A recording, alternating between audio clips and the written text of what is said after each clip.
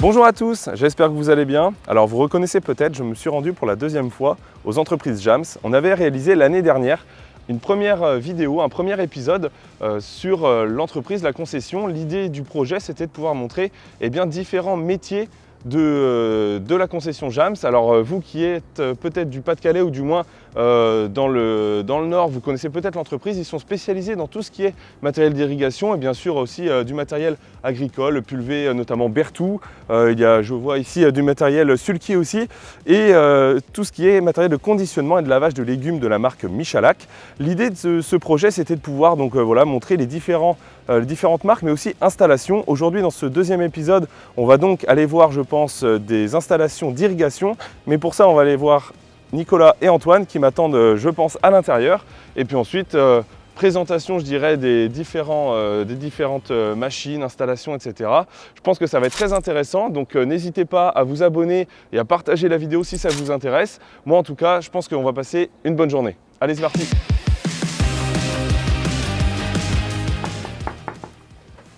Impeccable, on tombe à pic. Bonjour Simon. Salut Nicolas, ça va? Bah ouais. Salut Antoine, ça va bien, merci. Ouais, impeccable. Bon, depuis un an, c'est passé pas mal de choses.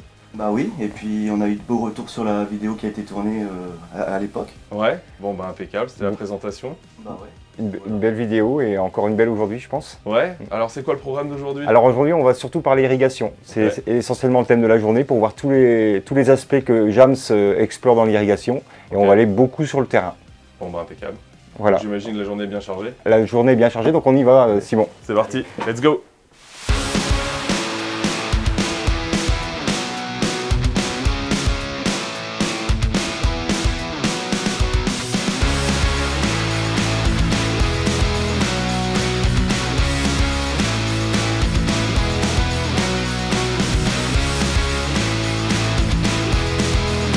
Bon alors Nicolas, premier arrêt au stand. Je dirais sur la route, on a quand même vu pas mal d'Irimex, c'est pas pour lancer des fleurs. Et en plus de ça, on n'est quand même pas à côté de la concession, on a fait quasiment 40 minutes de route. On se situe où à peu près ici? Donc là on se situe sur le Douaisis. Donc Douaisis, donc Douai j'imagine? Voilà c'est ça, on est près de Douai, donc où on a un gros secteur où il y a de l'enrouleur qui tourne en ce moment forcément par rapport à la météo. Là on est sur la parcelle d'un de nos clients où il y a deux machines d'ancienne génération, des machines des années 2000. Ok. Qui vont démarrer ou qui sont en train de démarrer. Qui vont être mises en route d'ici peu parce qu'on est en fin de journée. On voit l'eau qui arrive au canon. Alors il se trouve, si j'ai bien compris, vous êtes concessionnaire exclusif Irimex sur quel département et depuis combien de temps? Donc Nord-Pas-de-Calais, limite Somme depuis 1988. D'accord, donc c'est pas anodin. C'est pas anodin, non. Et on a à peu près aujourd'hui un parc de 550-600 machines. Ok, donc c'est pas anodin non plus. Non, il y a tout à faire. Ça veut dire que derrière, il y a quand même tout le service. On voit les fourgons chez vous. Donc ça veut dire qu'il y a, j'imagine, formation pour les techniciens. Ouais. Et également des temps d'intervention qui, en fonction des secteurs, sont plus ou moins importants. Enfin, il y a une organisation derrière tout ça. Il y a une organisation qui n'est pas toujours facile, ouais. En fonction de la distance, etc. Donc on a un chef d'atelier qui est là pour gérer la planification des interventions. Ouais. J'imagine. Les machines en tout cas ont l'air relativement propres. Je vous mettrai ouais. quelques images pour que vous puissiez vous en rendre compte. Le client chez qui on est a combien de machines? 5 machines aujourd'hui, mais il en a eu une bonne dizaine depuis qu'il irrigue. D'accord, une bonne dizaine. Ouais. Et tu me disais tout à l'heure en off, il échange 2 par 2? Ouais, souvent. Donc si j'ai bien compris également, donc je comprends beaucoup de choses aujourd'hui, c'est qu'au final, ici l'irrigation c'est quand même très important pour les légumes, notamment pour les cultures légumières. Ouais, très important, ouais. Bon, je rejoins Antoine pour le prochain chantier. Ok, moi je vais aller rejoindre le client. Ok, qui doit être par là en train de mettre sa machine en route. C'est ça. Enfin, terminé j'imagine. Ok. Ça marche. Antoine, deuxième étape de notre trajet. On est sur quel type d'installation ici? Est-ce que tu peux nous expliquer la culture, etc. Alors nous sommes dans une parcelle de légumes de haricots verts avec 2 enrouleurs Irimec qui fonctionnent dans la même parcelle en même temps. Ok, donc est-ce que c'est parce qu'il y en a un qui a un essieu, un autre qui a un double essieu? Est-ce que tu peux expliquer peut-être les différences? Alors ce sont deux machines de taille différentes puisqu'elles ont été achetées à 2 moments différents. Ah oui. Pour répondre aux contraintes des longueurs de parcelles. On a une là, machine de 600 mètres et une machine de 550 mètres. Ok, 600 et 500. Et aujourd'hui, ça va jusqu'à combien un enrouleur? La plus grosse machine qu'on est capable de vendre, c'est une machine de 770 mètres. Ok. Alors, question, je dirais plus basique pour vous aussi, je dirais qui nous regardez. est-ce que moi potentiellement je suis agriculteur, on va dire. Je dirais j'aimerais investir dans de l'irrigation sur mon exploitation. Comment chez vous, chez Jams, eh bien, vous mettez en place un projet? Par quoi ça démarre? Qu'est-ce que vous regardez chez un client, etc. Est-ce que tu peux nous expliquer finalement la façon dont vous allez démarrer un projet? Alors quand l'agriculteur n'est pas équipé du tout, on va déjà regarder sa typologie de parcelle pour voir en gros ce qu'on est capable d'irriguer avec le même forage ou la même solution de pompage. Donc on va souvent se baser sur Géoportail qui est par excellence la meilleure formule pour voir les dénivelés positifs, négatifs, voir aussi les longueurs en distance parcourue par l'enrouleur et aussi les longueurs de réseau qu'il va falloir mettre en place.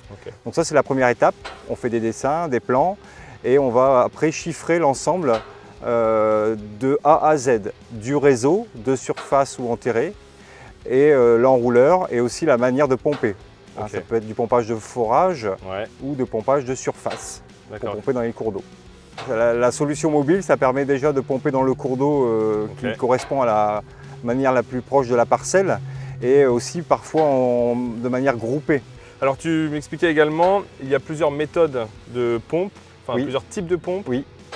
Alors dans un forage, on peut mettre une pompe immergée électrique parce qu'on peut avoir une source électrique à proximité.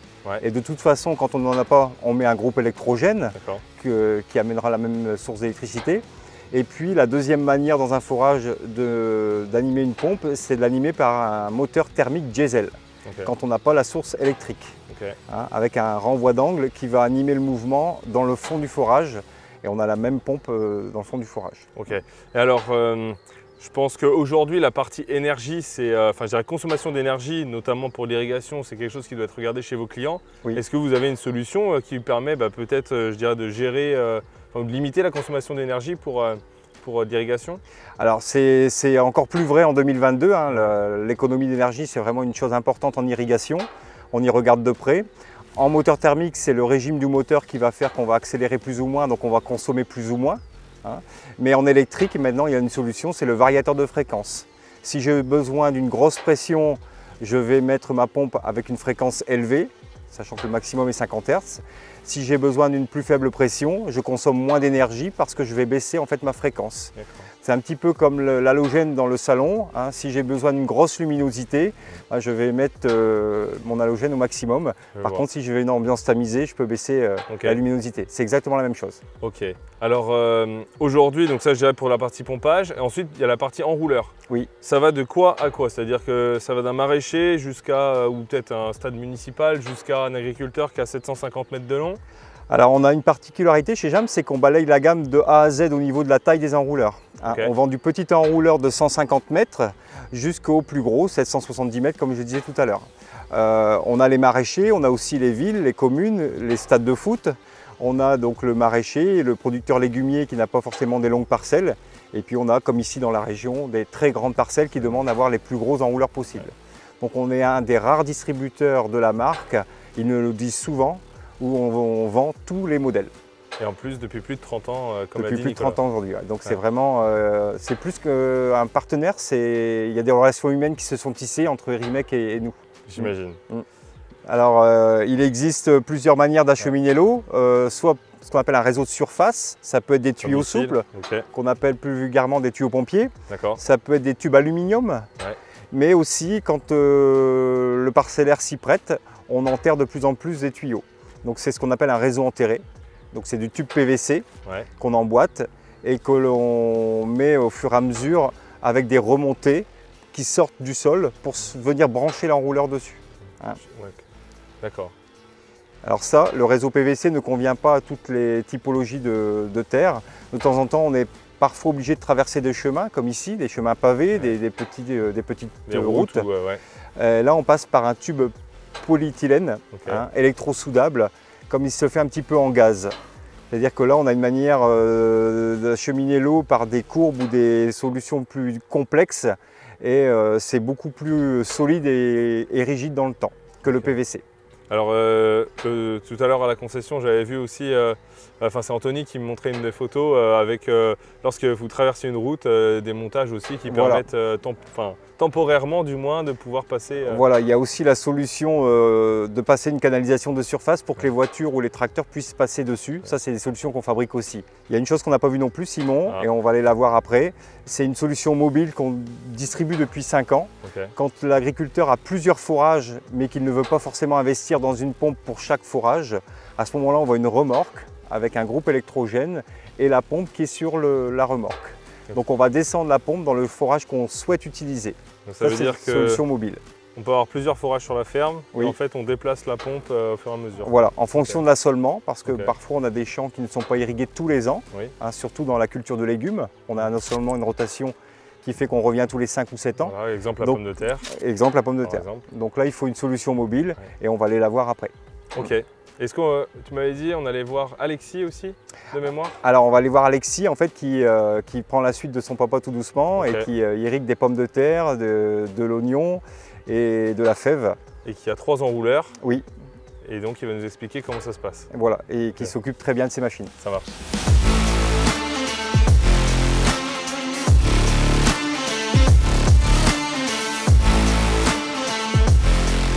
Alors j'arrive au champ comme Antoine me l'a suggéré. L'idée c'était de voir avec Alexis, donc, qui est utilisateur de plusieurs enrouleurs, c'était de le retrouver et de comprendre en fait comment se passe une saison d'irrigation. Salut Alexis, comment ça va? Ça va très bien et toi? Ouais, la forme. Bon alors l'idée c'était de voir, donc j'ai eu le temps de voir, je dirais de prendre quelques prises de vue au drone quand tu déroulais.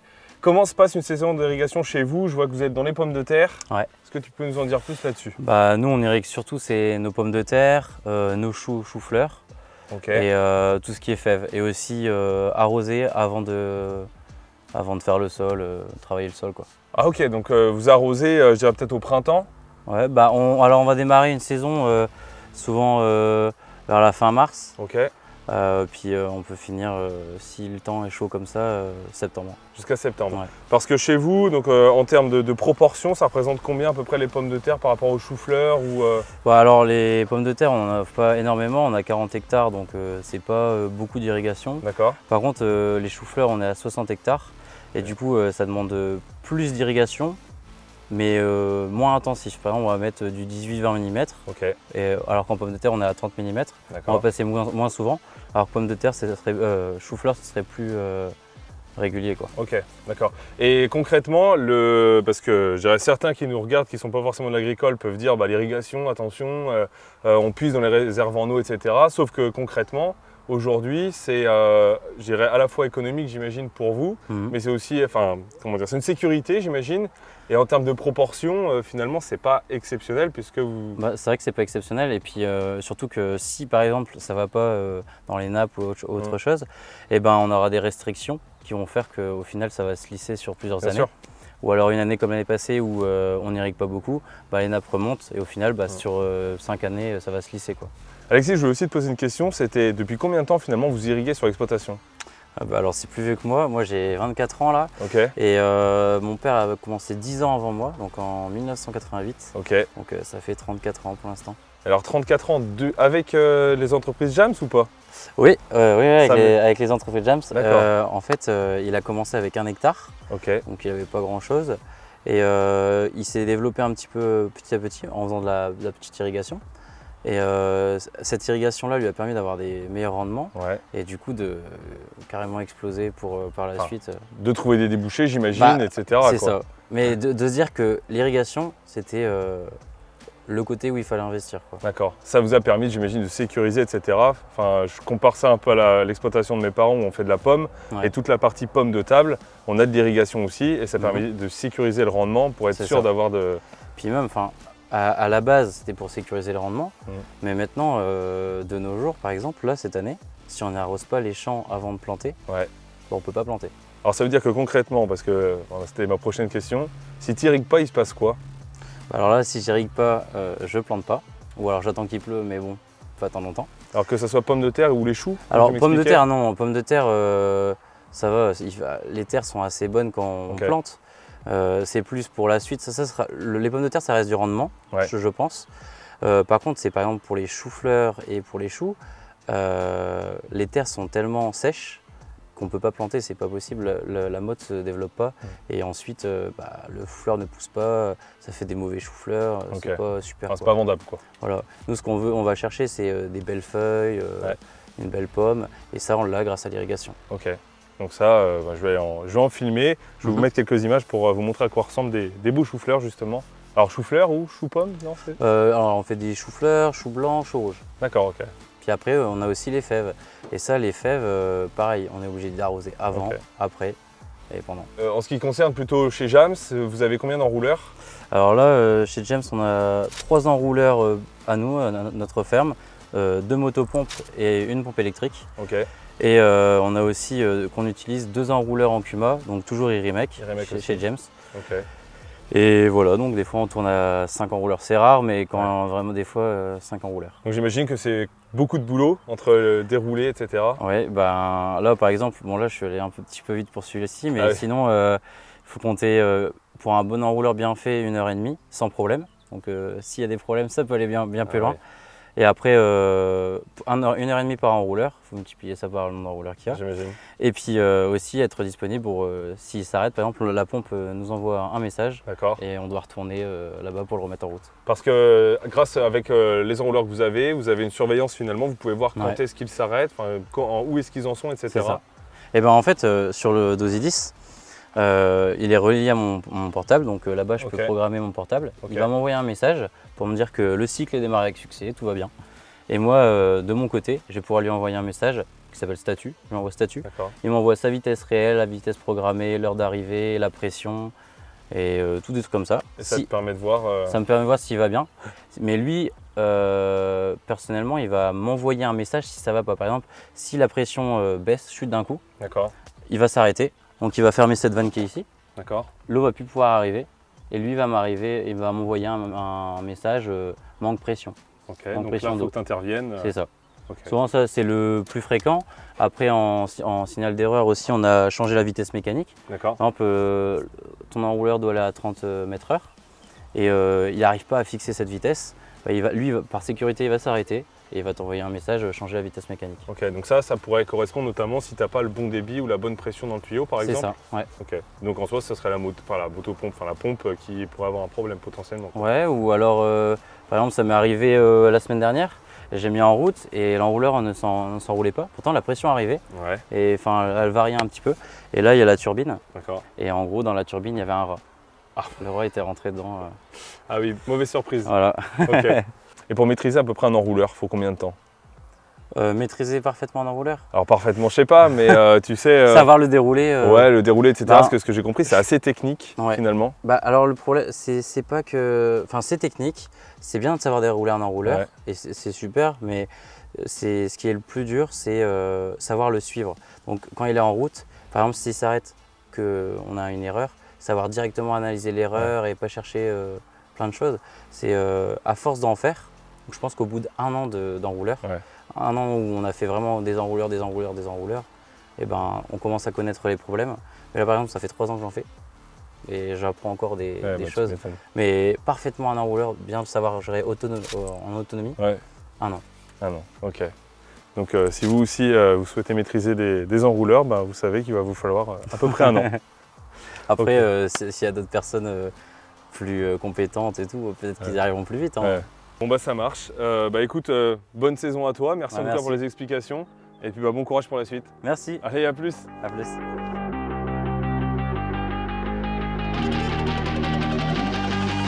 Merci en tout cas pour votre accueil pour pour ce deuxième épisode. Merci à toi. Merci. Je pensais pas qu'on pouvait, apprendre autant de choses sur l'irrigation. Franchement, c'était une journée qui était hyper enrichissante pour moi parce que je m'attendais pas à ça, vraiment. Je pensais que c'était quelque chose qui était beaucoup plus, qui était moins technique finalement. Il y a beaucoup de choses à dire. Beaucoup de choses à dire, que ce soit sur l'installation et même Alexis avec tout ce qu'il nous a expliqué sur l'utilisation finalement. Nous aussi, Simon, on a passé une super journée. Merci. Merci à vous. Et on se revoit bientôt pour parler conditionnement du légume avec Nicolas. Sur la fin de l'automne, c'est prévu. Donc on n'attend pas 1 an, non, malgré les conditions. Tout va bien, ça se fera à l'automne. Ok, bon super, on fait ça. Et tu n'oublieras pas ton béret la prochaine fois? Ah oui, la casquette. Ça marche. Bon les gars, merci à vous. Merci Simon. Allez, à la prochaine. Merci. Salut. À bientôt. Salut. Alors, comme vous l'aurez compris, 3e épisode qui va bientôt suivre. J'espère en tout cas que cette vidéo vous aura plu. C'était un contenu voilà, qui change un petit peu. Vous voyez, l'irrigation, c'est des choses qu'on n'a pas forcément l'habitude, je dirais, d'expliquer, etc. Si cette vidéo vous a plu, n'hésitez pas à la partager, à la commenter. Je vous invite également à aller sur la page Facebook de chez Jams, à aller l'aimer, notamment pour aller voir toutes les actualités qu'il poste régulièrement sur la page. Moi, je vous dis à la prochaine pour une prochaine vidéo. Allez, ciao!